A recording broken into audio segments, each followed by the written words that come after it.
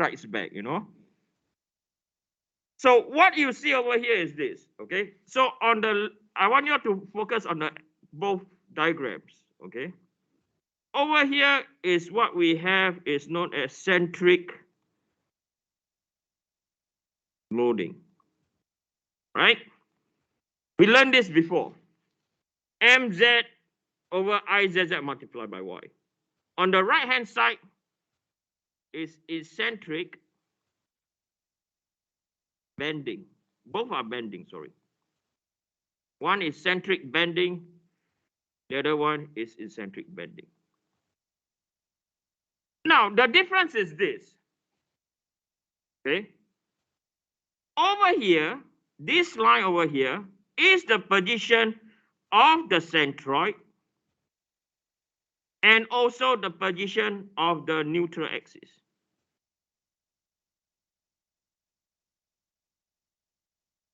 Okay? For eccentric loading, this position over here is the centroid. Centroid is determined what? Geometrically, agree? Right? However, there is a new neutral axis. This is the position of the what?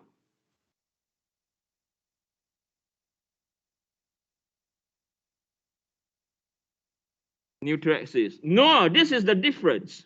Okay, there's a shift in the what? Neutral axis, or to everyone.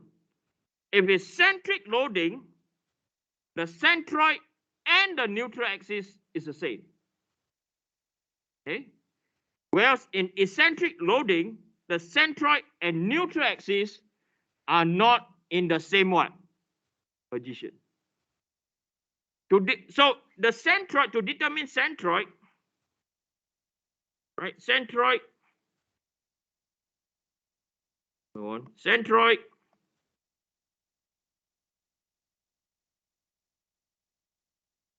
is determined based on what?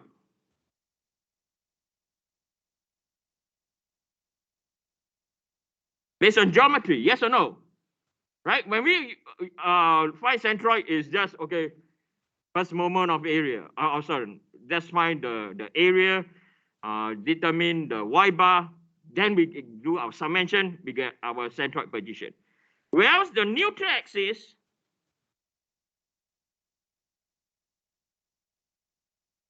is based on stress distribution. Right? So the neutral axis, the stress x has to be equal to what? 0. Okay, that's it. Okay, Noah, I hope that answer your question regarding it's not just the shift, but the shift actually means something. Okay.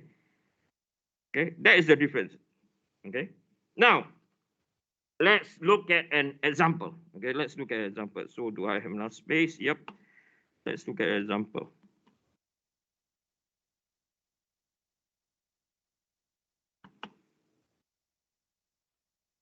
So again, this example is on Avenue to Learn.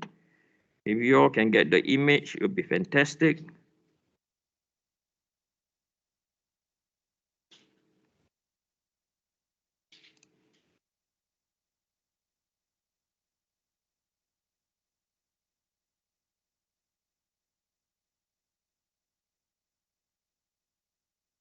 Okay, let's look at this structure now.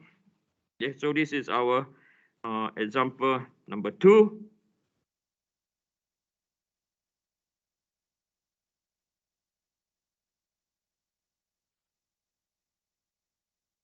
Knowing that the clamp shown has been tightened on the wooden planks being glued together until P is equal to 400. So P is equal to 400 over here. Determine in section AA the stresses at point A, okay, the stresses at point D, and finally the location of the what? Neutral axis. Okay. It asks us to find the new position of the neutral axis. So we are aware that this is under eccentric loading condition. Okay, we are aware that this is for eccentric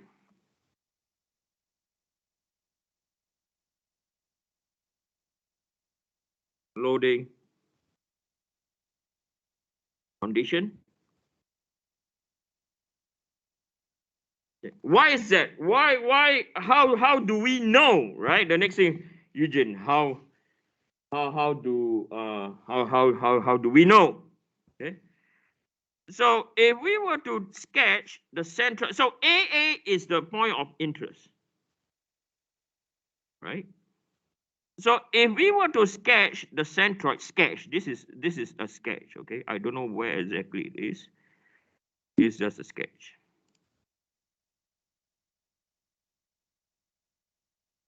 So this is our centroid.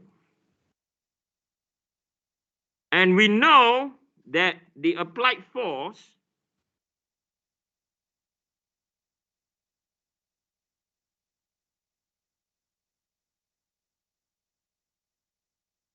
is what? Parallel to the centroid. So this satisfies the condition of eccentric loading. So we know that the formula that we're going to apply will be stress X is equal to Px over A. Don't worry about plus or minus, just put plus for now. Okay, for Y. So now when we are going to sketch the deformation pattern. Okay, we are going to sketch the deformation pattern. Let me copy. Don't seem to be able to copy. Okay, let's sketch the deformation pattern.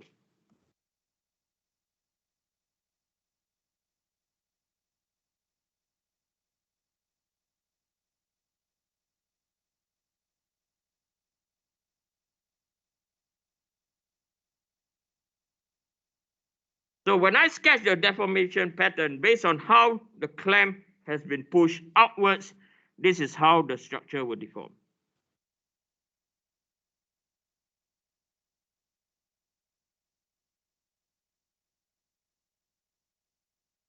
Exaggerated.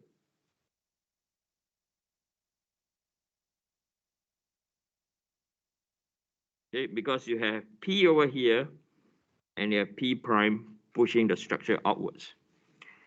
So why is this important? Why is it important to sketch that? So now we know that moment is applied this way.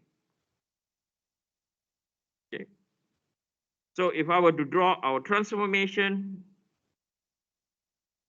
this is our X, this is our Y, this is rotation of Z. We realize that this is our moment in the Z direction. Now, why is this important? So now we know that at the bottom of the centroid is in compression. At the top is what? Tensile. So this is where we talk about analysis. Okay, so how is this important for us? So we are aware that at point A, right, the bending stress is going to be what? Due to MZ, point A will give us what? Tensile. At point D, the moment about Z will give us what? Compression. Okay, that is why, what did I say? Do not worry about this sign down here. Yes or no? I taught you guys how to analyze whether is it compression or tensile. The head of the bending moment arrow is always in compression. The tail end of the bending moment will always be in what? Tensile. Okay. Right. So from here, we know that we are going to find the centroid first. Okay. So let's determine the centroid. Okay. Let's see. Now, my advice for you over here is if you have a structure like this, take the datum to determine the centroid at the top. Okay. So some of you will say, why is that better? Okay. Because moment about Z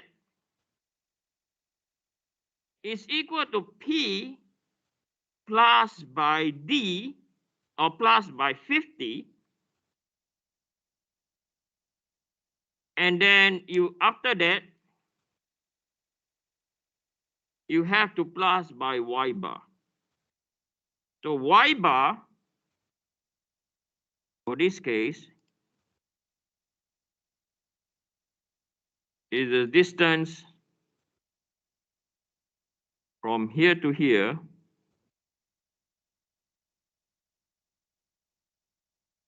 This is your Y bar. Okay. If you take it from the bottom, you have to remember how to what? Compensate. Now, why Y bar is to that distance? If we look at our diagram before,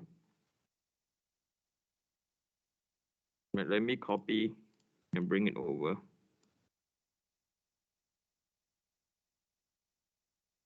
Right?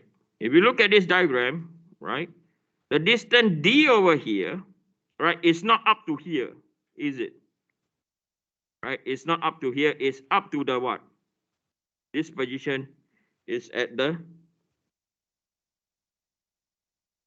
centroid. Okay, that is why always when you pick a centroid, you have to think, okay, which is the best location. I always feel that taking from the top is so much is better. Okay, so now we are going to find the centroid. So we have our, give me another like 2 minutes. Okay, so we have our section. We're going to have a flange. And then we're going to have a web. So I'm going to divide the structure this way. I'm going to call this part our flange. This part is our web. Okay. Then we are going to have our width and depth. So this is our width. Over here is our depth. So for this case, our width is 10 and 4. The other case is our width is 4 and 16. So 16, 64. Then as I said, the Y bar, we're going to take from the top. So this is 4 divided by 2. This is 4 plus by 16 divided by 2. That's 16 divided by 2. Yep. Then we can calculate our W D Y bar. So this will be 80, 768. Tally of them together or add up, 104. And this is 80 plus by 768, 848. So we know that our Y bar is equal to 848 divided by 104. It's equal to 8.154 millimeters from the top. Okay, right. Time for a break. Take a break. We will come back at 10:45. Okay.